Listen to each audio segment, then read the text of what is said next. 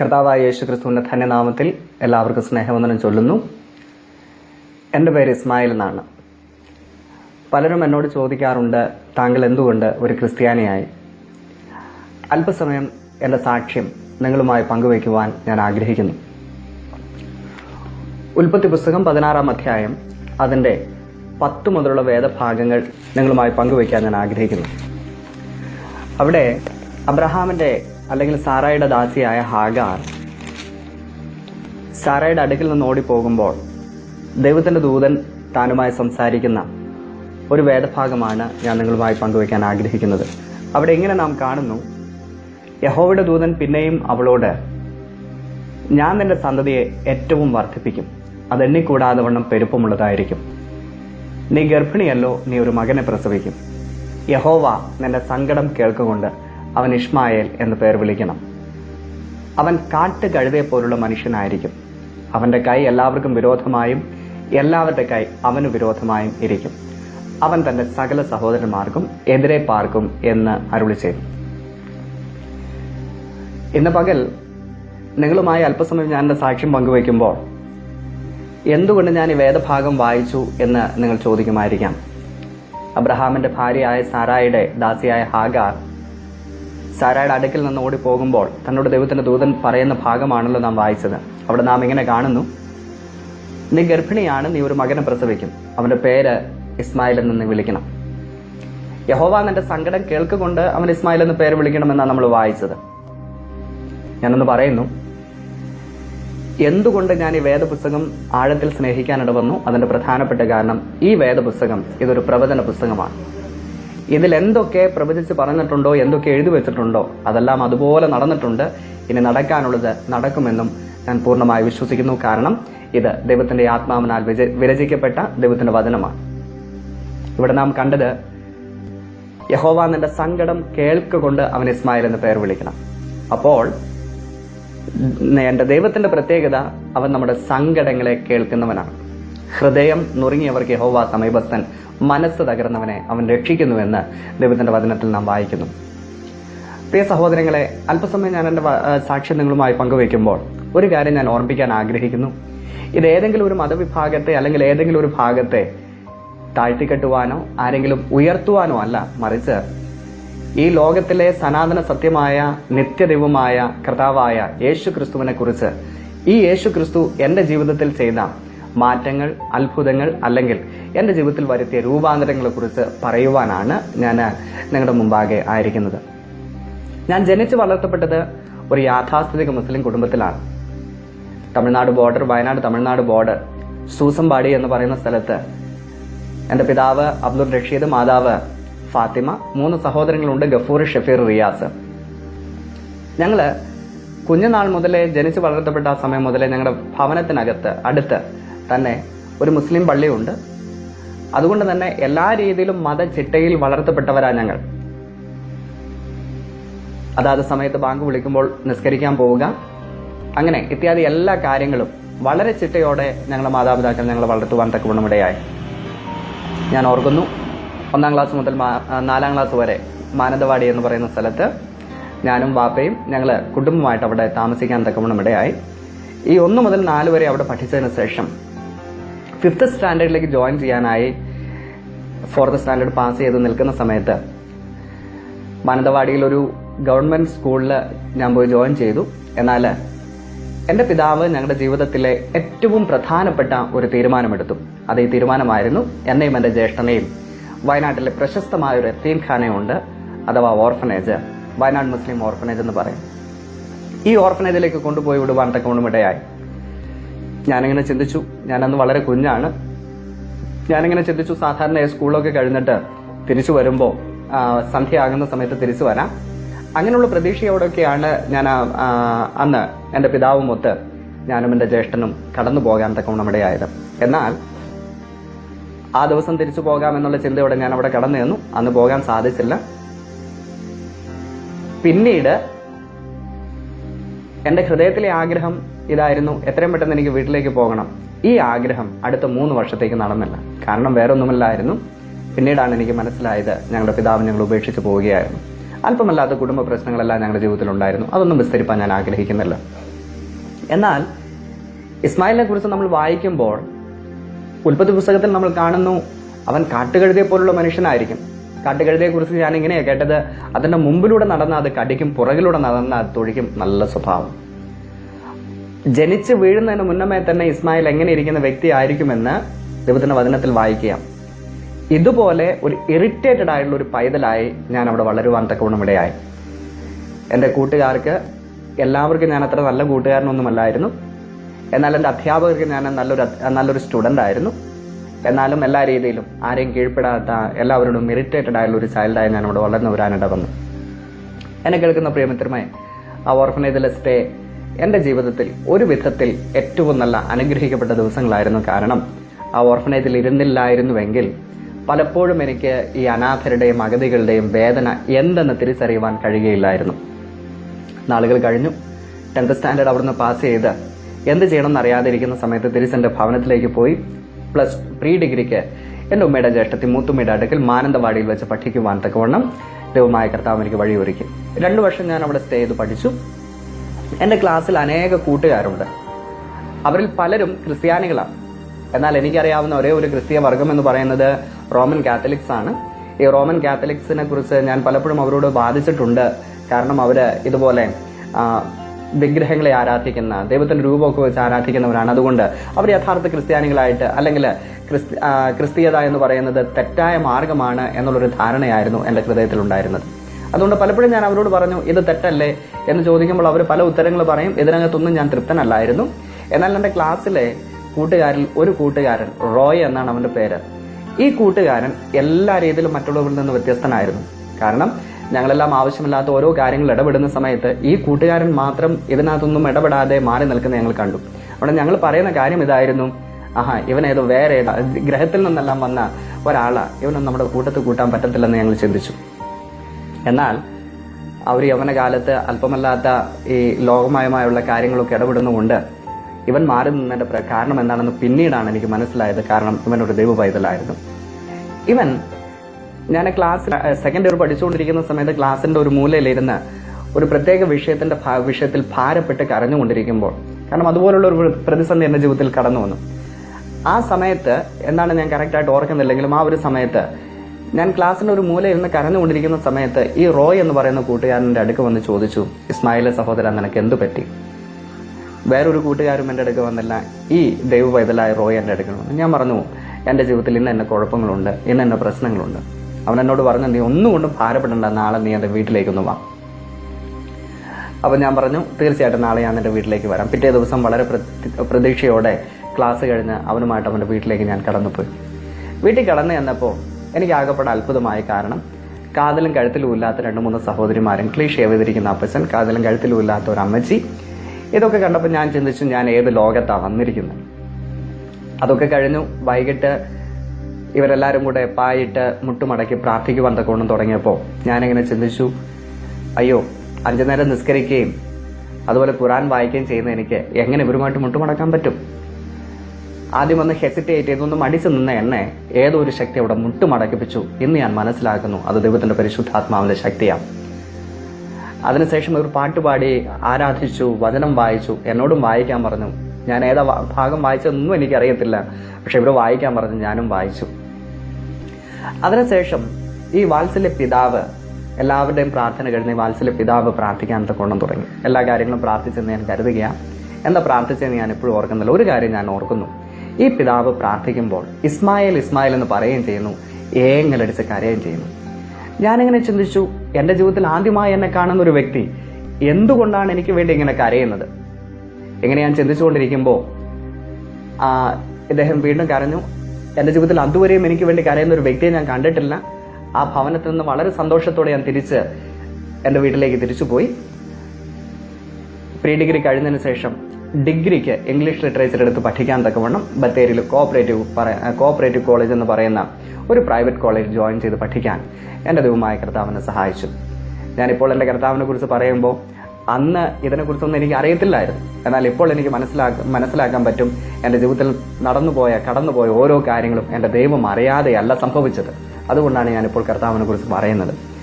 അങ്ങനെ ആ കോളേജിൽ ജോയിൻ ചെയ്ത് പഠിക്കാനായിട്ട് പോയപ്പോൾ എനിക്ക് ഇംഗ്ലീഷ് ഒട്ടും അറിയത്തില്ലായിരുന്നു. ഇംഗ്ലീഷ് അറിയത്തില്ലായിരുന്നു എന്ന് പറഞ്ഞാൽ വായിക്കാൻ അറിയാം, എഴുതാൻ അറിയാം, ഇതൊക്കെ അറിയാം. പക്ഷെ നല്ലതായിട്ട് സംസാരിക്കാൻ അറിയത്തില്ല.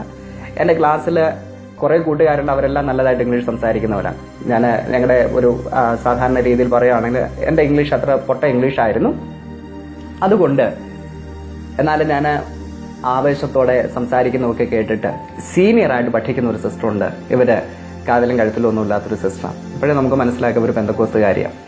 ഇവര് എന്നോട് കൂട്ടുകൂടാൻ തുടങ്ങി. എനിക്ക് നല്ല കുറേ കൂട്ടുകാരുണ്ട്. ഒരിക്കലും മറക്കാൻ കഴിയാത്ത നല്ല സൗഹൃദങ്ങളുള്ള നല്ല കൂട്ടുകാർ എനിക്ക് ആ ക്ലാസ്സിൽ വെച്ച് ലഭിക്കാനിട വന്നു. അതിലൊരു സഹോദരനാണ് മനു. അദ്ദേഹത്തെക്കുറിച്ചൊന്നും ഇപ്പോൾ പറയാൻ ആഗ്രഹിക്കുന്നില്ലെങ്കിലും ഈ കൂട്ടുകാരൊക്കെ ഇങ്ങനെ ഇരിക്കുമ്പോൾ തന്നെ ഈ സഹോദരി, സീനിയറായിട്ട് പഠിക്കുന്ന സഹോദരി, എന്നെ ഇംഗ്ലീഷ് പഠിക്കാനൊക്കെ ഹെൽപ്പ് ചെയ്യാൻ തുടങ്ങി. അല്പം നോട്ട്സൊക്കെ എഴുതി തരാൻ തുടങ്ങി. സെക്കൻഡ് ഇയർ പഠിച്ചുകൊണ്ടിരിക്കുമ്പോൾ നല്ല കൂട്ടായപ്പോൾ ഈ സഹോദരി എനിക്കൊരു ഇംഗ്ലീഷിന്റെ ഗിദെയൻസ് ബൈബിൾ ഗിഫ്റ്റ് തന്നു. ഖുറാനകത്ത് ഇങ്ങനെ പറയുന്നു, നിങ്ങൾ ഇഞ്ചീൽ എന്ന് പറയുന്നത് തിരുത്തപ്പെട്ട പുസ്തകമാണ്. നിങ്ങൾ യാതൊരു കാരണവശാലും അത് വായിക്കരുത്. തൗറാത്തുണ്ട്, സബൂറുണ്ട്, ഇഞ്ചീലുണ്ട്. ഖുറാൻ വന്നതോടുകൂടെ ഇതൊക്കെ കാലഹരണപ്പെട്ടുവെന്ന് ഖുറാൻ പഠിപ്പിക്കുകയാണ്. എന്നാൽ ഈ ഖുറാൻ ഇത് പഠിപ്പിക്കുമ്പോൾ തന്നെ ഇന്ന് പകൽ എനിക്ക് ഒരു കാര്യം പറയാൻ പറ്റും. ഞാൻ ഈ ചേച്ചിയോട് പറഞ്ഞു, പൊന്നു ചേച്ചി, ഇത് ഞങ്ങൾക്ക് വായിച്ചുകൂടാ, കാരണം ഇത് തിരുത്തപ്പെട്ട പുസ്തകമാണ്, ഇത് ഹറാമാണ്, ഞങ്ങൾ വായിച്ചാൽ ഞങ്ങൾ കാഫിറായി പോകും. അപ്പോൾ അവരെന്നോട് ചോദിച്ചു, എടാ നിനക്ക് ഇംഗ്ലീഷ് പഠിക്കണം. ഞാൻ പറഞ്ഞു പഠിക്കണം. അങ്ങനെയാണെങ്കിൽ നീ വേദപുസ്തകം വായിച്ചു. ഒരു കാര്യം ഞാൻ പറയാം, ഈ വേദപുസ്തകം ഞാൻ വായിക്കാൻ തുടങ്ങിയത് ഇംഗ്ലീഷ് പഠിക്കാൻ വേണ്ടിയിട്ടാണ്. ആദ്യം ഒന്നും മനസ്സിലായില്ല.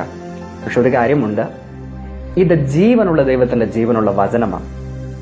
ഈ വചനം ഏതുദ്ദേശത്തോടുകൂടി ഒരു വ്യക്തി തൊട്ടാലും ആ വ്യക്തിയുടെ ജീവിതത്തിൽ രൂപാന്തരം ഉണ്ടാകും. കാരണം ഈ വചനം എഴുതിയത് ദൈവത്തിന്റെ ആത്മാവിനാൽ നിയോഗിക്കപ്പെട്ട അല്ലെങ്കിൽ ദൈവാത്മാവിനാൽ എഴുതപ്പെട്ട ഒരു വചനമാകൊണ്ട്, ദൈവത്തിന്റെ ഹിതപ്രകാരം എഴുതപ്പെട്ട വചനമാകൊണ്ട് അത് ജീവിതങ്ങൾക്ക് രൂപാന്തരം ഉണ്ടാക്കുവാൻ കാരണമാകും എന്ന പൂർണ്ണമായ വിശ്വാസം എനിക്കുണ്ട്. കാരണം എന്തെന്നറിയാമോ, ഈ വേദപുസ്തകം ആദ്യമൊന്നും മനസ്സിലായില്ല, എന്താ ഇതിനകത്ത് എഴുതിയിരിക്കുന്ന പലയാവർത്തി വായിക്കും തോറും എന്റെ ജീവിതത്തിൽ ഞാൻ അറിയാതെ മാറ്റങ്ങൾ ഉണ്ടാകുവാൻ തക്കവണ്ണം തുടങ്ങി.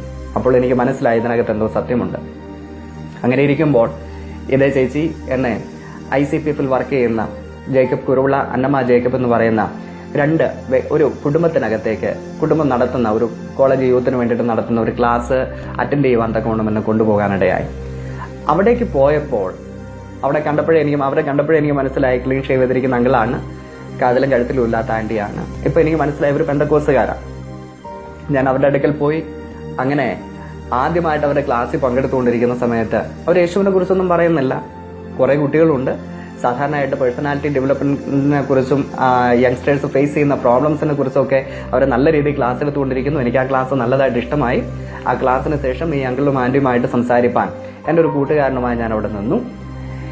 എല്ലാം സംസാരിച്ചതിന് ശേഷം ഈ ആന്റി ഇങ്ങനെ ഒരു കാര്യം ചോദിച്ചു, ഇസ്മായിലെ, ഞങ്ങൾ നിനക്ക് വേണ്ടി ഒന്ന് പ്രാർത്ഥിക്കട്ടെ. ഞാൻ പറഞ്ഞു, ആന്റി പ്രാർത്ഥിച്ചു. നിങ്ങൾ യേശുവിനോടായിരിക്കും പ്രാർത്ഥിക്കുക, പക്ഷെ ഞാൻ എൻ്റെ അള്ളാഹുവിനോട് പ്രാർത്ഥിക്കും. എൻ്റെ ദൈവത്തോട് ഞാൻ പ്രാർത്ഥിക്കത്തുള്ളൂ. അങ്ങനെ ഇരിക്കുമ്പോൾ ഇവർ രണ്ടുപേരും കരം കോർത്തു പിടിച്ച് ഏങ്ങലടിച്ച് കരഞ്ഞ് പ്രാർത്ഥിക്കാൻ തുടങ്ങി. അപ്പോൾ ഏങ്ങലടിച്ച് കരഞ്ഞ് പ്രാർത്ഥിക്കുന്ന കണ്ടപ്പോൾ ഞാൻ എങ്ങനെ ചിന്തിച്ചു, പണ്ട് റോയുടെ പപ്പ എന്നെ ആദ്യമായിട്ട് കണ്ടപ്പോൾ കരഞ്ഞു പ്രാർത്ഥിക്കുന്നു. ഈ അങ്കിളും ആന്റിയും ആദ്യമായിട്ട് കാണുന്നത്, ഇവരെന്തിനാ ഇങ്ങനെ കരയുന്നത്? എനിക്കൊരു കാര്യം മനസ്സിലാക്കാൻ പറ്റുന്നു, കണ്ണുനീരിന് വിലയും. Praise the Lord. കാരണം ഇവരെങ്ങലടിച്ച് കരഞ്ഞ് പ്രാർത്ഥിച്ചപ്പോൾ ഞാൻ അടുത്ത് ചെന്നപ്പോൾ തന്നെ എന്നോട് ദൈവത്തിന്റെ ആത്മാവ് ആന്റിയോട് പറഞ്ഞെന്ന് ആന്റി പിന്നീട് പറഞ്ഞു, ഇത് കർത്താവിന് വേണ്ടിയുള്ള വ്യക്തിയാണ്. ഈ ആന്റി പ്രാർത്ഥനയെല്ലാം കഴിഞ്ഞ് എന്റെ ജീവിതത്തിൽ സംഭവിച്ച സകല കാര്യങ്ങളും വള്ളി പുള്ളി തെറ്റാതെ എന്നോട് പറയാനോട് വന്നു. എന്റെ ജീവിതത്തിൽ അതുവരെ ഉണ്ടായിരുന്ന ഒരുപാട് പ്രശ്നങ്ങളുണ്ടായിരുന്നു. ഭവനത്തിന് അകത്ത് നടന്ന സകല പ്രശ്നങ്ങളും ഈ കാര്യങ്ങളെല്ലാം ഈ ആന്റി വള്ളി പുള്ളി തെറ്റാതെ പറഞ്ഞപ്പോൾ ഞാൻ അത്ഭുതപ്പെട്ടുപോയി. അപ്പോൾ എനിക്ക് വാസ്തവം മനസ്സിലായി, ഇവരുടെ ഇടയിൽ എന്തോ ഒരു പ്രത്യേകതയുണ്ട്. ഞാൻ തിരിച്ച് ക്ലാസ്സിലേക്ക് പോയി, വീട്ടിലേക്ക് പോയി. പിറ്റേ ദിവസം ഞാൻ എൻ്റെ കൂട്ടുകാരോട് അനേകരോട് പറഞ്ഞു, എടാ ഇങ്ങനെ ഒരു അങ്കിളും ആന്റിയും ഉണ്ട്, നമുക്ക് അവരുടെ അടുക്കിലേക്ക് പോവാം. എൻ്റെ കൂട്ടുകാരിൽ പലരും അവരുടെ അടുക്കിലേക്ക് വന്നു. ഞാൻ സെക്കൻഡ് ഇയർ പഠിച്ചുകൊണ്ടിരിക്കുമ്പോൾ തന്നെ അനേക കൂട്ടുകാർ അവിടെ ചെന്നു. അവിടെ ഇവരുടെ ക്ലാസ്സുകളൊക്കെ പങ്കെടുത്തു. അവർക്കെല്ലാം അവരെ ഇഷ്ടപ്പെട്ടു. പിന്നീട് ഞങ്ങൾ ഇവരുടെ ഭവനത്തിലേക്ക് പോകാൻ തക്കവണ്ണം ഇടയായി. ഞാൻ ഇപ്പോഴും ഓർക്കുന്നു, ആ ഭവനത്തിൽ ഞാൻ ആദ്യമായി കടന്നു പോയപ്പോൾ ആന്റി, അവർക്ക് നല്ല ഞെരുക്കമുണ്ട്, ഇപ്പോഴും എനിക്കതറിയാം. എന്നാൽ ആദ്യമായി എനിക്ക് ഏറ്റവും ഇഷ്ടമുള്ളൊരു ഫുഡ് അവരൊരുക്കി വെച്ചു. ഞാനിങ്ങനെ ചിന്തിക്കാനിട വന്നു, എനിക്ക് ഏറ്റവും എൻ്റെ ഹൃദയത്തിനകത്ത് ഞാൻ ഏറ്റവും സ്നേഹിക്കുക ഇഷ്ടപ്പെടുന്ന ഒരു നല്ലൊരു ഫുഡ് ഐറ്റം അവരുണ്ടാക്കി വെച്ചു. പിന്നീട് ഞാൻ ആൻറ്റിയോട് ചോദിച്ചു, ആൻറ്റി എൻ്റെ ഹൃദയം നിങ്ങൾക്ക് എങ്ങനെ മനസ്സിലാക്കാൻ സാധിച്ചു? അപ്പോഴാണ് അവർ പറഞ്ഞത്, ഇത് ഞങ്ങളുടെ ദൈവം ഞങ്ങളോട് പറഞ്ഞിട്ട് ചെയ്തതാണ്. പറയാൻ വന്നത്, ചെറിയൊരു കാര്യം പോലും, വളരെ മൈന്യൂട്ടായിട്ട് നമ്മൾ ചിന്തിക്കുന്ന കാര്യം പോലും ശ്രേഷ്ഠമായിട്ട് ചെയ്യുന്ന കർത്താവാണ്. കാരണം സങ്കടത്തെ അറിയുന്ന ദൈവമാണ്, നമ്മുടെ ഹൃദയത്തിലെ ഞെരുക്കങ്ങളെ അറിയുന്ന കർത്താവാണ് നമ്മുടെ കർത്താവ്. അപ്പോൾ ചെറിയ കാര്യം മുതൽ വലിയ കാര്യം വരെയും എൻ്റെ ദൈവം വിശ്വസ്തയോടെ എനിക്ക് വേണ്ടി അന്നു മുതലേ പ്രവർത്തിക്കാൻ തുടങ്ങി എന്നുള്ളതിന് ഞാൻ ദൈവത്തെ സ്തോത്രം ചെയ്യുകയാണ്. അതിനുശേഷം പല ആവർത്തി ഞാൻ ഈ ആൻറ്റിയുടെ അടുക്കിലേക്ക് പോയി, ഞങ്ങളുടെ ആൻറ്റിയുടെ അടുക്കിലേക്ക് പോയി. ക്ലാസ് കഴിഞ്ഞ ഉടനെ ഞാൻ അവിടേക്ക് ഓടി ചെല്ലും. അവിടെ ഞാൻ ഈ കൂട്ടുകാരെയും കൊണ്ട് ചെല്ലും. അവിടെ അവർ തരുന്ന എന്തെങ്കിലുമൊക്കെ കാര്യങ്ങളൊക്കെ കഴിക്കും, അവരുമായിട്ട് സംസാരിക്കും, അങ്ങനെ തിരിച്ചു പോകും. പല മാസങ്ങൾ ഇതുപോലെ കടന്നുപോയി. ഞാൻ പ്രതീക്ഷിക്കുക, എൻ്റെ കൂട്ടുകാർ എന്നോട് പറഞ്ഞു, എടാ നീ അവിടേക്ക് പോയാൽ അവരെന്നോട് സുവിശേഷം പറയുന്ന അവർ ക്രിസ്ത്യാനിയാക്കും. ഞാനിങ്ങനെ പറഞ്ഞു, എന്നാൽ പിന്നെ എന്നെ ക്രിസ്ത്യാനിയാക്കുന്ന ഞാനൊന്ന് കാണട്ടെ എന്ന് പറഞ്ഞ് വാശിയോടെ ഞാൻ അവിടെ കടന്നു ചെന്നതാണ്. 3 മാസം ഞാൻ അവിടെ കടന്നു ചെന്നിട്ടും എന്നോട് അവർ യേശുവിനെ കുറിച്ചൊരു വാക്കും പറഞ്ഞില്ല. അവസാനം സഹി കെട്ട് ഞാൻ അവരോട് ചോദിച്ചു, ആൻറ്റി അവരുടെ ലൈബ്രറിയിൽ ഒരു ഖുറാനുണ്ട്, നിങ്ങൾ ക്രിസ്ത്യാനികളല്ലേ, നിങ്ങൾ എന്തിനാ ഈ ഖുറാൻ എന്തിനാ അവിടെ സൂക്ഷിച്ചു വെച്ചിരിക്കുന്നത്? അപ്പോൾ അവർ പറഞ്ഞു, മോനെ ഇത് എല്ലാ പുസ്തകങ്ങളും കൂട്ടത്തിൽ ഞാനിങ്ങനെ വെച്ചിട്ടേ ഉള്ളൂ, പക്ഷെ ഞങ്ങളുടെ ഖുറാൻ നിങ്ങൾ എന്തിനാ വെച്ചിരിക്കുന്നത്? എനിക്ക് യേശുവിനെ കുറിച്ചൊന്ന് അറിയണം. അവർ ആ ചോദ്യത്തിന് വേണ്ടി കാത്തിരിക്കുകയായിരുന്നു. ഒരു മലവെള്ളപ്പാച്ചിൽ പോലെ അവർ യേശുവിനെ കുറിച്ച്, യേശുവിന്റെ സ്നേഹത്തെക്കുറിച്ച് എന്നോട് സംസാരിക്കാൻ തുടങ്ങി. വലിയ സന്തോഷമായി. അത് കേട്ടിട്ട് എനിക്ക് ആദ്യം അംഗീകരിക്കാൻ പറ്റിയില്ല. കാരണം യേശു ദൈവപുത്രനാണ്, യേശുവിലൂടെ മാത്രമേ ദൈവത്തെ അറിയാൻ പറ്റൂ എന്നൊക്കെ അവർ പറഞ്ഞപ്പോൾ ഇതൊരിക്കലും അംഗീകരിക്കാൻ എനിക്ക് പറ്റത്തില്ലായിരുന്നു. കാരണം അങ്ങനെയുള്ളൊരു സ്വർഗമല്ല ഞങ്ങൾ പ്രതീക്ഷിച്ചിരിക്കുന്നത്, അല്ലെങ്കിൽ അങ്ങനെയുള്ളൊരു മാർഗമല്ല, സത്യമാർഗമല്ല എന്നാണ് യേശുവിനെ കുറിച്ച് ഞങ്ങൾ പറഞ്ഞിരിക്കുന്നത്. ഞാൻ ചിന്തിച്ചു വെച്ചിരുന്നത്. കാരണം അവൻ വെറുമൊരു പ്രവാചകനാണ്, ഇവൻ ഒരിക്കലും രക്ഷയിലേക്ക് നയിക്കുവാൻ കഴിയുന്ന ജീവനുള്ള ദൈവമാണെന്ന് ഒരിക്കലും ഞാൻ വിശ്വസിച്ചിരുന്നില്ല. കാരണം ഞങ്ങൾ അങ്ങനെ പഠിപ്പിച്ചു വെച്ചിരുന്നത്. എന്നാൽ ഈ യേശുവിനെ കുറിച്ച് പലയാവർത്തി പല കാര്യങ്ങൾ താനിങ്ങനെ അവർ സംസാരിച്ചു തുടങ്ങിയപ്പോൾ അവരുമായിട്ട് ഒരുപാട് തർക്കിച്ചു. ആകെപ്പാടെ ഒരു കൺഫ്യൂഷനായപ്പോൾ ഞാൻ പറഞ്ഞു, എനിക്ക് ഈ കാര്യത്തോട് താല്പര്യമില്ല, ഞാൻ പിന്നെ വരാൻ വന്ന ഭവനത്തിൽ നിന്ന് പോയി. പിന്നെയും എനിക്ക് സ്വന്തം ഭവനത്തിൽ ഇരിക്കാൻ പറ്റുന്നില്ല. ആ ഭവനത്തിൽ പോയിരിക്കും തോറും ഹൃദയത്തിനകത്ത് പ്രേരണ തോന്നും, എത്രയും പെട്ടെന്ന് അങ്കിളുടെ ആൻറ്റിയുടെ അടുക്കിലേക്ക് പോകണം. അങ്കിളുടെ ആൻറ്റിയുടെ അടുക്കിലേക്ക് പോയി അവർ തരുന്ന ഫുഡ് കഴിക്കും, അവരൊരുക്കി വെച്ചിരിക്കുന്ന കട്ടിലേ ഞാൻ കിടക്കും. പക്ഷെ അവരെ ഞാൻ ഉറക്കത്തില്ല. പലപ്പോഴും പാതിരാത്രി 1 മണി 2 മണി വരെയൊക്കെ അവരുമായിട്ട് തർക്കിച്ച അനുഭവങ്ങൾ ജീവിതത്തിൽ ഉണ്ടായിട്ടുണ്ട്. എന്നിരുന്നാലും വളരെ സഹിഷ്ണുതയോടെ എന്നെ കൈക്കൊണ്ട എൻ്റെ പ്രിയ അങ്കിളും ആൻറ്റിയെയും കുറിച്ച് ഓർത്ത് ഞാൻ ദൈവത്തിന് സ്തോത്രം ചെയ്യുന്നു. അങ്ങനെ ഇരിക്കുമ്പോൾ എൻ്റെ കൂട്ടുകാരിൽ ഞാൻ ആദ്യം പറഞ്ഞ മനു, ബിനു, ഷംന, ഇതുപോലുള്ള പല കൂട്ടുകാർ കർത്താവിനെ അറിഞ്ഞു. അവര് മനുവും ബിനും ഒക്കെ കത്തോലിക്കക്കാരായിരുന്നു. ഷംന ഒരു ഹൈന്ദവ മാർഗത്തിൽ നിന്ന് ക്രിസ്തീയ മാർഗം സ്വീകരിച്ച ഒരു വ്യക്തിയാണ്. ഇവരെല്ലാം സ്നാനപ്പെടുവാൻ തീരുമാനിച്ചപ്പോൾ എന്താ സ്നാനം എന്നറിയണമല്ലോ, ഇതറിയാൻ വേണ്ടിയിട്ട് ഞാൻ അവരുടെ അടുക്കിലേക്കൊന്ന് പോയതാണ്. അവരുടെ അടുക്കിലേക്ക് പോയപ്പോൾ എൻ്റെ കൂട്ടുകാർ ആരാണെന്ന് എനിക്ക് നല്ലതായിട്ട് അറിയാം. അവർ യേശുവിനെ അറിഞ്ഞതിന് മുമ്പ് എങ്ങനെയുള്ള വ്യക്തികളായിരുന്നെന്ന് എനിക്ക് നല്ലതായിട്ട് അറിയാം. എനിക്കിപ്പം എന്താണ് രക്ഷ, ഈ കാര്യങ്ങളൊന്നും അറിയത്തില്ല. ക്രിസ്തീയ മാർഗത്തെക്കുറിച്ച് വലിയ പ്രതിപത്തിയൊന്നും എനിക്കില്ലായിരുന്നെങ്കിലും എൻ്റെ കൂട്ടുകാർ സ്നാനപ്പെടുന്ന കാണാൻ വേണ്ടി ഞാൻ അവിടെ കടന്നു ചെന്നപ്പോൾ സ്നാനക്കടവിൽ നിന്ന് എൻ്റെ കൂട്ടുകാർ സ്നാനപ്പെട്ട് എഴുന്നേറ്റ് വന്ന സമയത്ത് അവരുടെ മുഖത്തുണ്ടായിരുന്ന ദൈവത്തിൻ്റെ തേജസ് അതെൻ്റെ മനസ്സിനെ വല്ലാതെ ആകർഷിച്ചു. എനിക്കൊരു കാര്യം മനസ്സിലായി, ഇതിനകത്ത് എന്തോ സത്യമുണ്ട്. കാരണം ഇവരുടെ മുഖത്ത്, അല്ലെങ്കിൽ അവരുടെ മുഖത്ത് അവരനുഭവിക്കുന്ന ദൈവിക സമാധാനവും സന്തോഷം കണ്ടപ്പോൾ, അവർ പ്രത്യേക തേജസ് കണ്ടപ്പോൾ എൻ്റെ ഹൃദയത്തിനകത്ത് ആഴമായൊരു ഒരു തള്ളലുണ്ടായി. അതിനുശേഷം അവരുടെ ആ കൊച്ചുകൂട്ടത്തിൽ ആദ്യമായിട്ട് അവർ സ്നാനപ്പെട്ട് തിരുവത്താഴ് ശുശ്രൂഷ എടുക്കാനായിട്ട് അവർ കൂടി വന്നപ്പോൾ അവിടെ ഞാനും കടന്നുപോയി. തിരുവത്താഴ് ശുശ്രൂഷ എടുത്തുകൊണ്ടിരിക്കുന്ന സമയത്ത് ദൈവത്തിൻ്റെ ദാസൻ അവസാനം എല്ലാം കഴിഞ്ഞിട്ട് ഇങ്ങനെ പറഞ്ഞു, സാധാരണയായിട്ട് പറയാറുള്ളത് അപ്പവും വീഞ്ഞും ശേഷിച്ചിരിക്കുന്നു, ഇത് കാണിക്കുന്നത് അനേകർ ഇതിനകത്ത് ഭാഗവാക്കാകാനുണ്ടെന്നാണ് സാധാരണ പറയാറുള്ളത്. പക്ഷേ അന്ന് ആ ദൈവത്തിന്റെ ദാസൻ ഇങ്ങനെ പറഞ്ഞു, അപ്പവും വീഞ്ഞും ശേഷിച്ചിരിക്കുന്നു. ഇത് കാണിക്കുന്നതെന്ന് പറയുന്നതിന് പകരം അദ്ദേഹം എന്നോട് പറഞ്ഞു, ഇത് നിന്റെ അവസാനത്തെ ചാൻസ്, ഇന്ന് നീ കർത്താവിനെ സ്വീകരിച്ചില്ലെങ്കിൽ നിന്റെ കാര്യം പോക്കാം. അപ്പൊ ആ കൊച്ചു റൂമിനകത്ത് ഞാനും 2-3 കുഞ്ഞുങ്ങളും ഒഴികെ കർത്താവിനെ അറിയാത്തവരായിട്ട് വേറെ ആരുമില്ല. എനിക്ക് മനസ്സിലായ ദൈവം എന്നോടാണ് സംസാരിക്കുന്നത്. ആരോടും യാത്ര പറയാതെ ഞാൻ എൻ്റെ ഭവനത്തിലേക്ക് തിരിച്ചു പോകുന്ന സമയത്ത് തിരക്കേറിയ ബസ്സിലിരുന്ന് സർവശക്തനായ ദൈവത്തോട്, അന്ന് ഞാൻ ആരാധിച്ചിരുന്ന ദൈവത്തോട് ഇങ്ങനെ ചോദിച്ചു, ദൈവമേ, ഞാൻ കഴിഞ്ഞ 19 വർഷങ്ങളായി ജനിച്ചു വളർന്ന നാൾ മുതൽ നീ ദൈവമാണെന്ന് പഠിച്ചു വളർന്ന ആ വ്യക്തിയാണ്. എനിക്കറിയാം നീ ആ ദൈവം. അന്ന് ഞാൻ പറഞ്ഞതാണ്, ഇന്ന് ഞാനത് പറയുന്നില്ല. പക്ഷേ ഇവർ പറയുന്നു യേശുവിലൂടെ അല്ലാതെ സ്വർഗത്തിലേക്ക് പോകാൻ പറ്റത്തില്ല, യേശു മാത്രമാണ് യഥാർത്ഥ വഴി, യേശുവാണ് യഥാർത്ഥ സ്നേഹം. ഇവർ പറയുന്നു. എന്താണ് സത്യമെന്ന് നീ എന്നോട് പറയണം.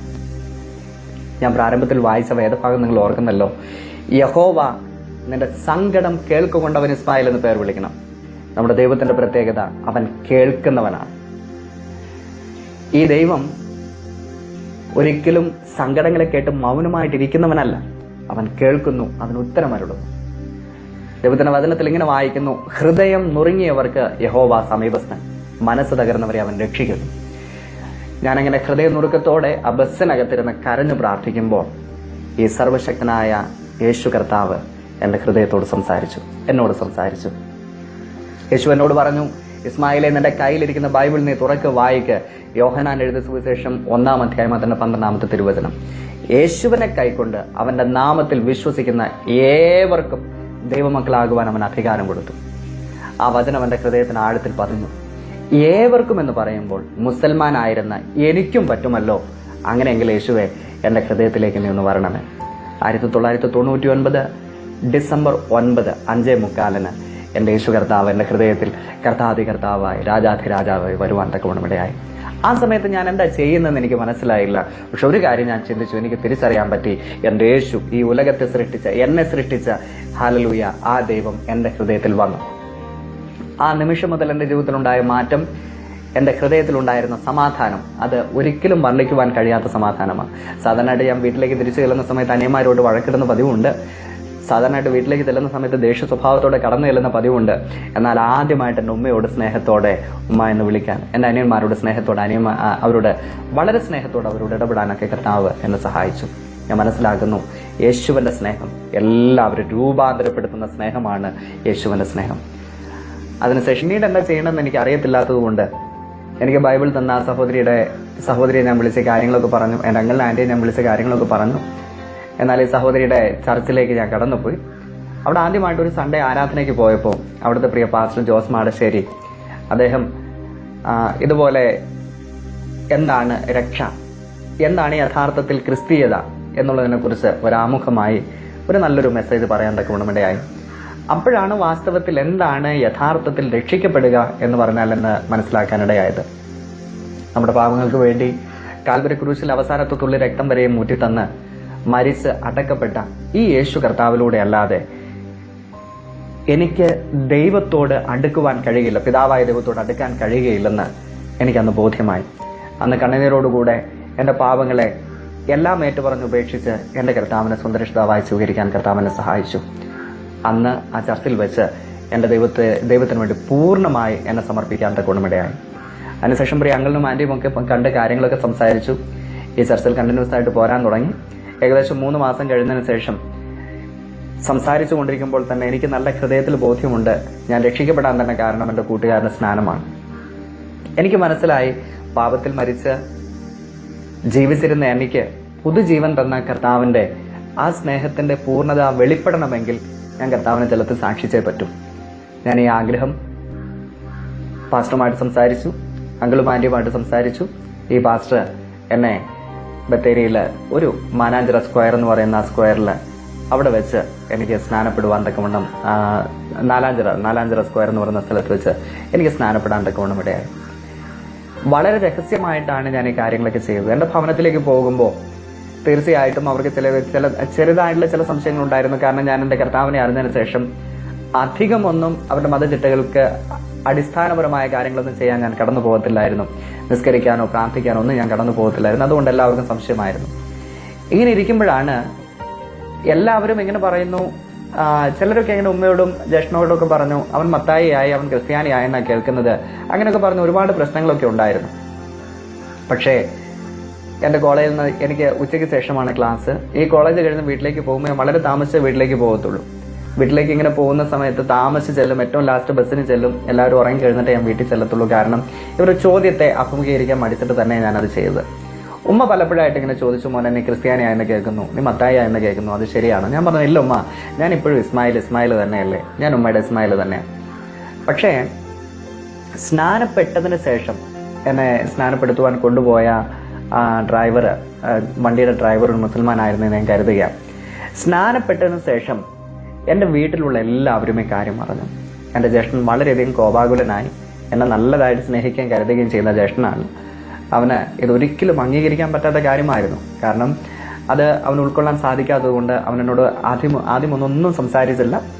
പിന്നീട് എൻ്റെ ഭവനത്തിൽ വെച്ച് ഞാൻ ഒരു ദിവസം തിരിച്ച് കോളേജിലേക്ക് കടന്നു പോകാനായിട്ടിരുന്നപ്പോൾ ആസ് യൂഷ്വൽ പിറ്റേ ദിവസം രാവിലെ കുളിക്കുന്നു, റെഡി ആവുന്നു, കോളേജിലേക്ക് പോകാൻ വേണ്ടി ബാഗൊക്കെ എടുത്ത് വെളിയിലിറങ്ങിയപ്പോൾ എൻ്റെ വീടിൻ്റെ മുറ്റത്ത് വലിയൊരു ആൾക്കൂട്ടത്തെ കണ്ടു. ഞാൻ നല്ലതായി സ്നേഹിക്കുന്ന, എന്നെ നല്ലതായിട്ട് അറിയാവുന്ന എൻ്റെ നാട്ടിലെ പ്രിയമുള്ളവരാണ് അവിടെ കടന്നതും. പള്ളിയിലെ കമ്മിറ്റിക്കാരുണ്ട്, ഉസ്താദന്മാരുണ്ട്, എല്ലാവരും ഉണ്ട്. ഞാൻ പഠിപ്പിച്ച ട്യൂഷൻ എടുക്കുന്ന കുഞ്ഞുങ്ങളുണ്ട്, ഇവരെല്ലാവരും ഉണ്ട്. ഇവരെല്ലാം മധ്യത്തിൽ വെച്ച് എൻ്റെ ഉമ്മ എന്നോട് ചോദിച്ചു. എൻ്റെ ആൻറ്റിമാരും അങ്കിളുമാരും എല്ലാവരും ചുറ്റുപാടുമുണ്ട്, അനിയത്തിമാരെല്ലാവരും, കസിൻ സിസ്റ്റേഴ്സ് എല്ലാവരും കൂടെ ഉള്ളപ്പോൾ എൻ്റെ ഉമ്മ എന്നോട് ചോദിച്ചു, ഇസ്മായിൽ, ഇവരെല്ലാം ഇന്ന് ഇവിടെ കൂടി വന്നിരിക്കുന്നതിൻ്റെ ഉദ്ദേശം എന്നോടൊരു കാര്യം ചോദിക്കാനാണ്.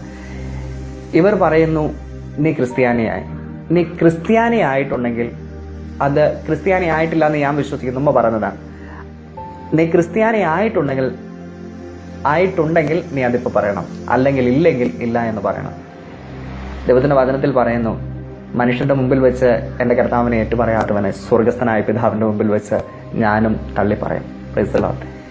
ആ ഒരു വാക്യശകലം എൻ്റെ ഹൃദയത്തിൽ ഉണ്ടായിരുന്നുകൊണ്ട് ഞാൻ ഉടനെ ഉമ്മയോട് പറഞ്ഞു, ഉമ്മ കേട്ടത് ശരിയാണ്. ഞാനിപ്പോൾ വിശ്വസിക്കുന്ന യേശുവിലാണ്. യേശു മാത്രമേ ജീവനുള്ള ദൈവമുള്ളൂ എന്ന് ഞാൻ വിശ്വസിക്കുന്നു. ഇത് പറഞ്ഞത് മാത്രമേ ഞാൻ ഓർക്കുന്നുണ്ട്. ഉമ്മ കണ്ണുനീരോടുകൂടെ അകത്തേക്ക് കയറിപ്പോയി. എൻ്റെ ഒരു ആൻറ്റി വലിയൊരു കമ്പെടുത്ത്, ഞാൻ ഓർക്കുന്നുണ്ട്, വലിയൊരു കമ്പെടുത്ത് തന്നെ അടിക്കാൻ വന്നു. അടിച്ചു. വീണ്ടും അടിക്കാൻ തുടങ്ങിയപ്പം കൂടി വന്നവർ പറഞ്ഞു, അവനെ തൊട്ടുപോകരുത്. അവൻ ഈ രാജ്യത്തിലുള്ളൊരു പൗരനാണ്, അവനറിയാം എങ്ങനെ കാര്യങ്ങളെന്ന്. അവനെ നിങ്ങൾ ഇവിടെ വെച്ച് അടിക്കാനോ ഉപദ്രവിക്കാനോ ഞങ്ങൾ സമ്മതിക്കത്തില്ല. എന്നെ ചോദ്യം ചെയ്യാമെന്നവർ തന്നെ എന്നെ രക്ഷിച്ചു. അവർ തിരിച്ചു പോകുന്നതിന് മുമ്പ് അവരുടെ മൂപ്പനായിരുന്ന ഒരാളെങ്ങനെ പറഞ്ഞു, ഇങ്ങനെയൊക്കെയാണെങ്കിലും ഇവൻ തിരിച്ച് മുസൽമാനാക്കുന്നത് നിങ്ങളുടെ കടമയാണ്. അവന് ഷഹാദത്ത് കലിമ ചൊല്ലിയിട്ട് അവനെ മുസൽമാനാക്കണം, അത് നിങ്ങളുടെ കടമയാണ്. ഇല്ലാന്നുണ്ടെങ്കിൽ ശരിയാവത്തില്ല എന്ന് പറഞ്ഞ് അദ്ദേഹം തിരിച്ചു പോയി. പക്ഷെ അവരാരും എന്നെ ഉപദ്രവിക്കാൻ വന്നില്ല.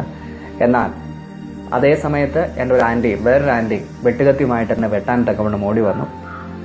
ഒരുപാട് ഉന്തും വലിയും തള്ളും ഒക്കെ ഉണ്ടായെങ്കിലും ഉടനെ എൻ്റെ ഉമ്മ എന്നെ പിടിച്ച് വീട്ടിനകത്തേക്ക് കൊണ്ടുപോയി എൻ്റെ കയ്യിൽ ഒരു ചെറിയ അപ്പ കഷ്ണവും വെച്ച് എന്നോട് പറഞ്ഞു, മോനെ നീ എത്രയും പെട്ടെന്ന് ഇവിടുന്ന് പോക്കോ, ഞാൻ പിന്നെ നിന്നെ വിളിക്കുന്ന സമയത്ത് വന്നാൽ മതി. അങ്ങനെ വളരെ വേദനയോടെ ഞാൻ ആ വീട്ടിൽ നിന്ന് ഓടി തിരിച്ച് അങ്കിളിന്റെ അടുക്കിലേക്ക് ചെന്നു.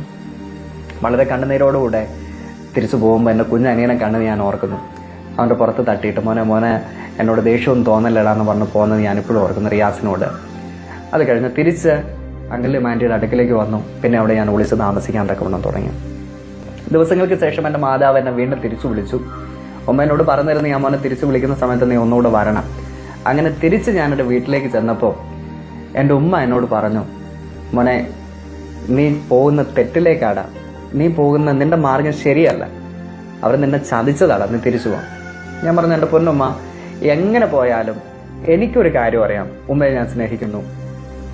ഞാൻ അറിഞ്ഞിരിക്കുന്ന ഈ യാഥാർത്ഥ്യം, ഈ സത്യം, ഇത് മാത്രമാണ് സത്യമെന്ന് ഞാൻ വിശ്വസിക്കുന്നതിനകത്ത് യാതൊരു വ്യത്യാസവുമില്ല. അതുകൊണ്ട് ഞാൻ തിരിച്ചു വരത്തില്ല.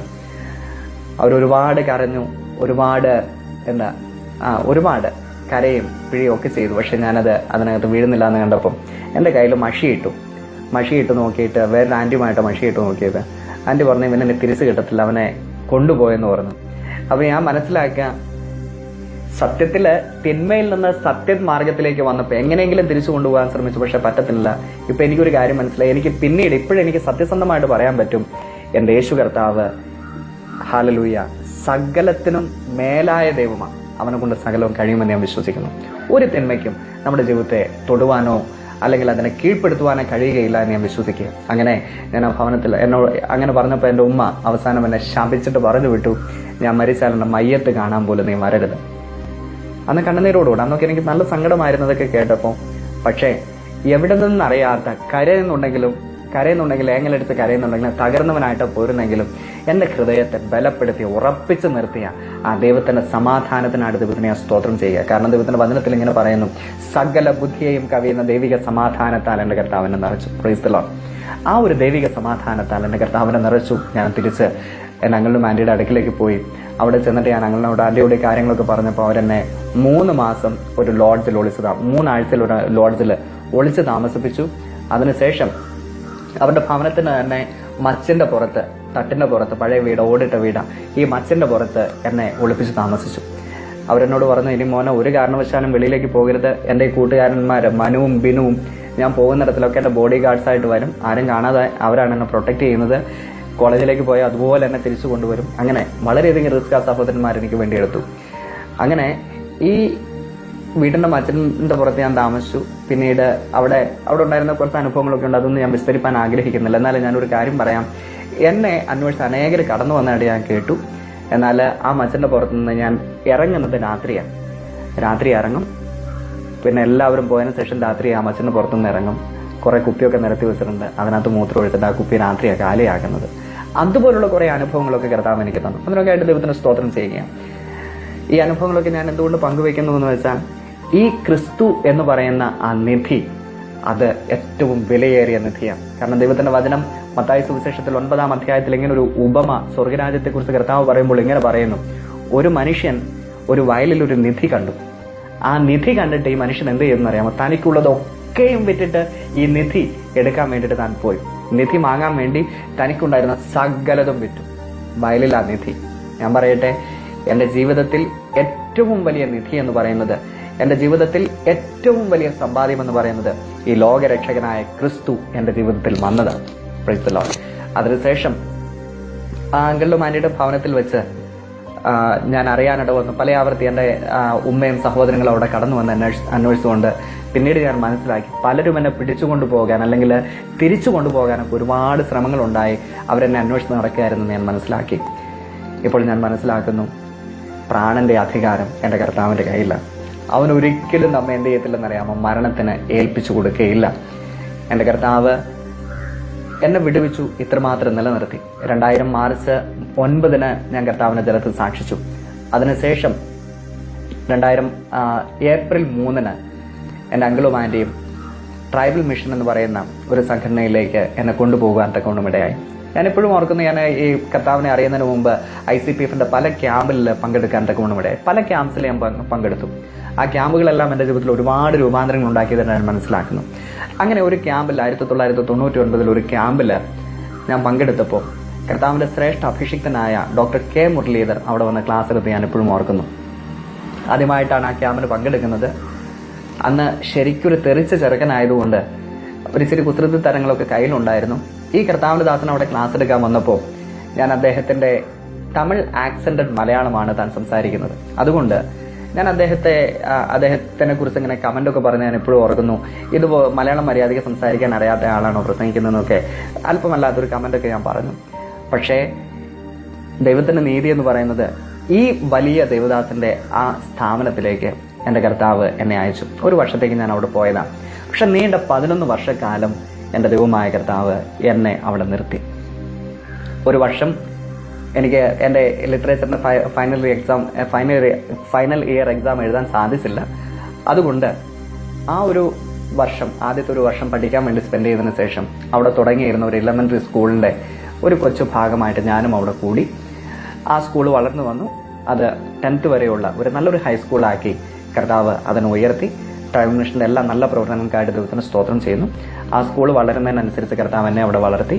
ആദ്യമൊക്കെ ദൈവത്തിന്റെ വചനം ആഴത്തിൽ പഠിക്കുവാനുള്ള ഒരു അദമ്യമായ ആഗ്രഹം എൻ്റെ കർത്താവിന്റെ ഹൃദയത്തിൽ തന്നു. വചനം ആർത്തിയോടെ വായിച്ചു. പലയാവർത്തി ബൈബിൾ വായിച്ചു തീർക്കാൻ കർത്താവ് സഹായിച്ചു. പക്ഷെ അവിടെ വളർന്നു വരുന്ന സമയത്ത് തന്നെ ഞാനൊരു ഇറിറ്റേറ്റഡ് ആയുള്ള ഒരാളായിരുന്നു. വളരെയധികം ആരെയും കീഴ്പ്പെടാനോ ആരെയും മനസ്സിലാക്കാനോ കഴിയാത്ത ഒരു ഇൻഫീരിയോറിറ്റി കോംപ്ലക്സ് ഉള്ള ഒരാളായിട്ട് ഞാൻ അവിടെ വളർന്നു. പക്ഷേ ദൈവമായ കർത്താവിന്റെ ജീവിതത്തെ അവിടെ വെച്ച് മോൾഡ് ചെയ്യാൻ തക്കവണ്ണം ഇടയായി. അവിടെ പടിപടിയായ കർത്താവിന് ഉയർത്തിയാനായിട്ട് ദൈവത്തിന് സ്തോത്രം ചെയ്യുന്നു. നല്ല രീതിയിൽ ഒരു ജീവിതം കർത്താവ് എനിക്ക് അവിടെ തന്നു. നീണ്ട 9 വർഷം ഞാൻ അവിടെ താമസിക്കുന്നത് വേറെ ആരും അറിഞ്ഞില്ല. ഏകദേശം 2000 മുതൽ 2009 ആരംഭം വരെ ഞാൻ അവിടെ ഒളിച്ച് താമസിക്കുന്ന രീതിയിൽ തന്നെ താമസിച്ചു. വേറെ എൻ്റെ കുടുംബക്കാർക്കോ എൻ്റെ കൂട്ടുകാർക്കോ ഞാൻ എവിടെയാണെന്ന് അറിയത്തില്ല. മനുവിനറിയാം, അങ്കിളിനും ആൻറ്റിക്ക് അറിയാം. ഇതിൽ അപ്പുറമായിട്ട് വേറെ ആർക്കും ഞാൻ എവിടെ ഉള്ളതെന്ന് അറിയുന്നില്ല. അവിടെ ഇരിക്കുന്ന സമയത്ത് 2008 അവസാനത്തിൽ 2009 ബിഗിനിങ്ങിൽ ഞാനിങ്ങനെ എൻ്റെ ഭവനത്തെക്കുറിച്ച് കേട്ടു. എൻ്റെ ഹൃദയത്തിൽ ഭയങ്കര ഭാരമുണ്ടായി. എൻ്റെ ഭവനക്കാരെ എനിക്ക് കാണണം. അങ്ങനെ വളരെയധികം ഹൃദയത്തിനകത്ത് ഭാരത്തോടെ ഞാനിങ്ങനെ ഇരിക്കുമ്പോൾ ഞാൻ എൻ്റെ ആൻറ്റിയോട് വിളിച്ച് പറഞ്ഞു, ആൻറ്റി ഞാൻ വീട്ടിലേക്ക് വരുവാ, എനിക്ക് എൻ്റെ ജ്യേഷ്ഠനെ കാണണം. അങ്ങനെ ഞാൻ വീട്ടിലേക്ക് തിരിച്ചു വന്നു. ആദ്യമായിട്ട് നീണ്ട 9 വർഷങ്ങൾക്ക് ശേഷം എൻ്റെ ജ്യേഷ്ഠനെ ഞാൻ ആ ഭവനത്തിൽ വെച്ച് കണ്ടു. ഇപ്പോഴും ഓർക്കുന്നു, യാക്കോബ് യേശാവിനെ മീറ്റ് ചെയ്യാൻ സമയത്ത് യേശാവിൻ്റെ ഹൃദയത്തിനകത്ത് മുഴുവൻ കലിയാ, ആരെ കൊല്ലണം, യാക്കോബിനെ കൊല്ലണം. പക്ഷെ യേശാവിനോട് ദൈവം സംസാരിച്ച് അവനെ തൊട്ടുപോകരുത്. ഇതേപോലെ ദൈവം എനിക്ക് വേണ്ടി എൻ്റെ ജ്യേഷ്ഠനെ ഒരുക്കി തന്നു. അവന് എന്നോട് നല്ല ദേഷ്യമാണെന്ന് എനിക്ക് നല്ലതായിട്ട് അറിയാം. പക്ഷേ അത്രയും വർഷങ്ങൾക്ക് ശേഷം